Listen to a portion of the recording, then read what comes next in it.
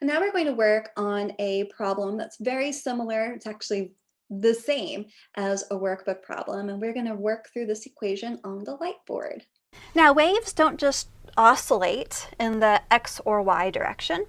They also travel in time. So this is an equation that tells us how a wave behaves in both space and time simultaneously. Okay, so this is at time t, the vertical displacement y of a point along a wave at horizontal position x. And that's given by this equation right here.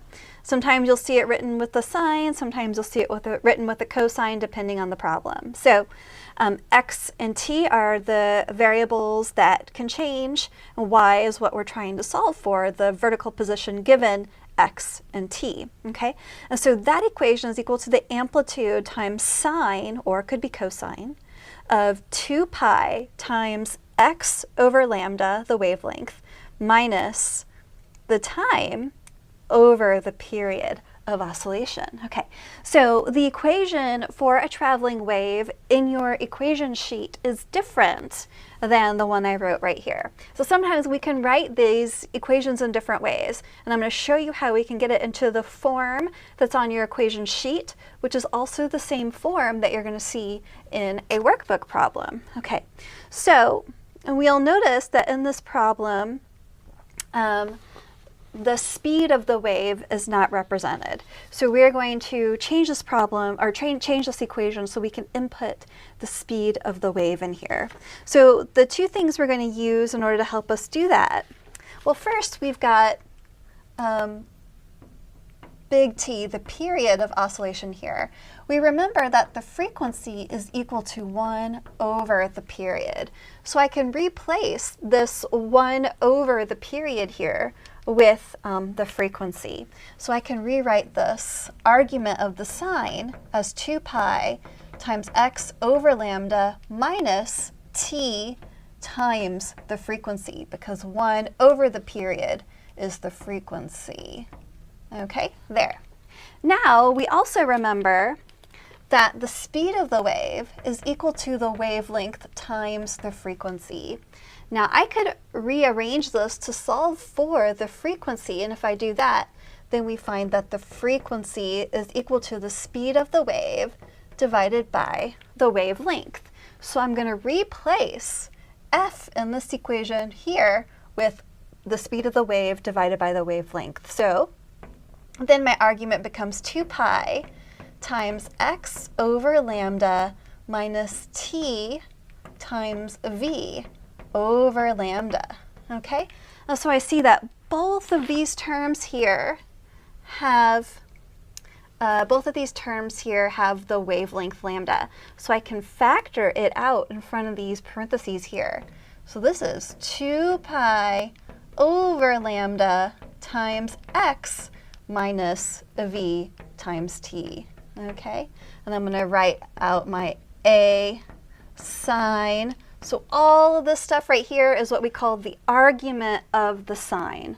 All of this stuff here is the argument of the sine. And so when you're putting it into your calculator, you're going to have to type in sine, parentheses, and then all of this stuff in here goes inside the parentheses of the sine function in your calculator. Okay, so that's a lot of stuff to try to stick into your calculator at one time.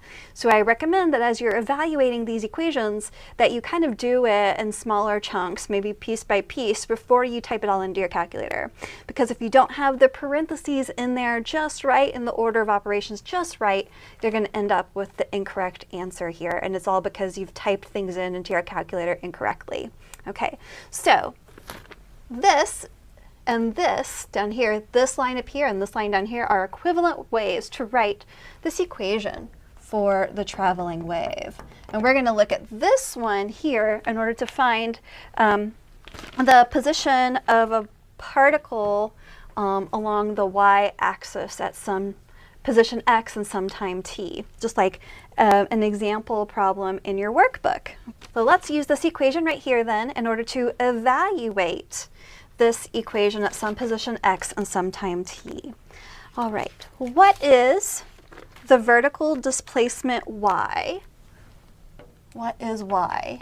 Question mark. In millimeters at x is equal to 20.8 centimeters and t is equal to 18.5 seconds.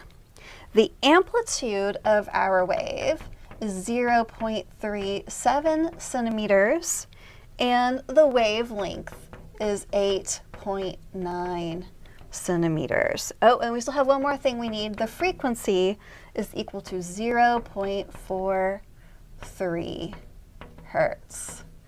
Then to evaluate our function, we've got y x comma t equals 0.37 centimeters and then times sine of, okay, we've got 2 pi divided by our wavelength, 8.9 centimeters, times our position x, 20.8 centimeters, minus the speed of our wave, which I'm going to write as v for the moment, times t, 18.5 seconds.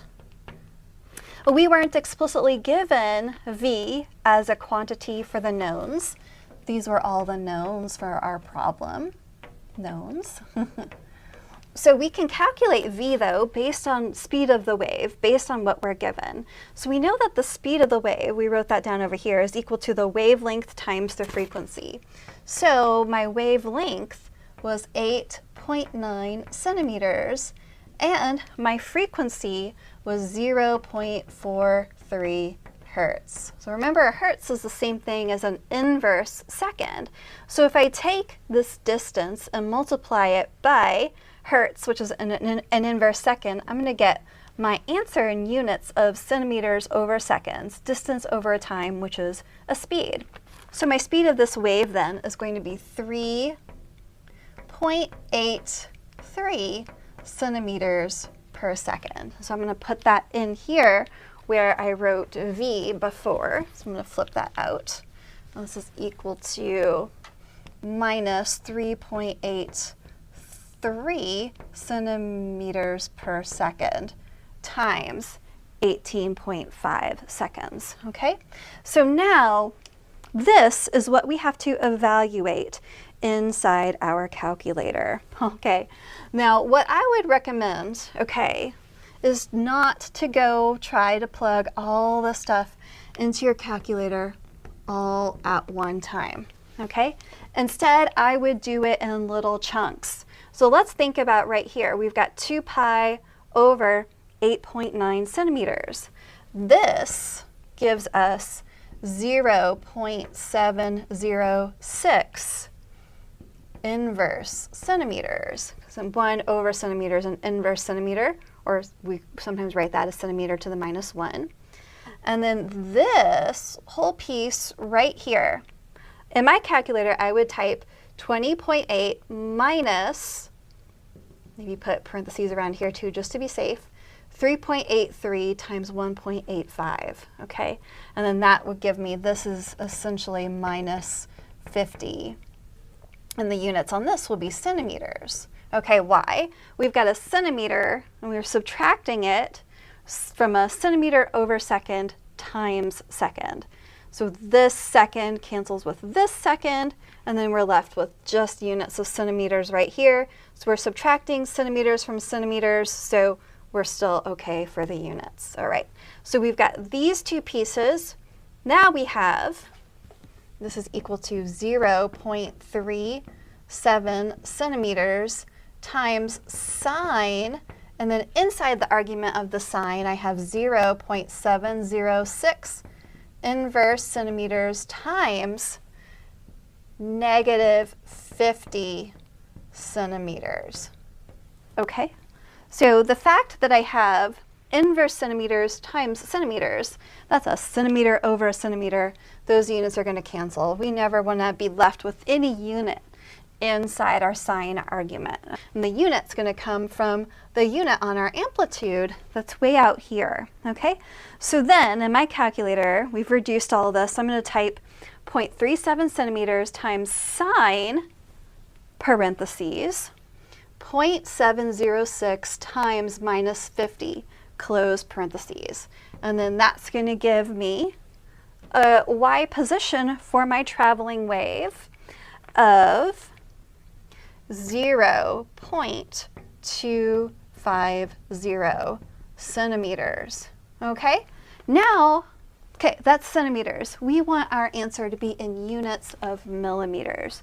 So how do we go from centimeters to millimeters? Well, there's a couple of different ways that you can do this, but I always remember, and you can also look up all these conversion factors in your textbook, okay? But I always remember that in 1 centimeter, there's 10 millimeters, okay? So if I take this number at 0.25 centimeters times 10 millimeters over 1 centimeter, this is my conversion factor. My centimeters cancel here and here, and then my answer is 2.5 millimeters, okay? So that is how we can take these quantities, wavelength, frequency, amplitude, time, x position, and find out what is the vertical position of a particle or a point along a traveling wave. And you have to be really careful again with how do you put all this into your calculator. So this is really an experiment with trying to understand how we put these numbers inside our calculators so that we can get out the correct answer.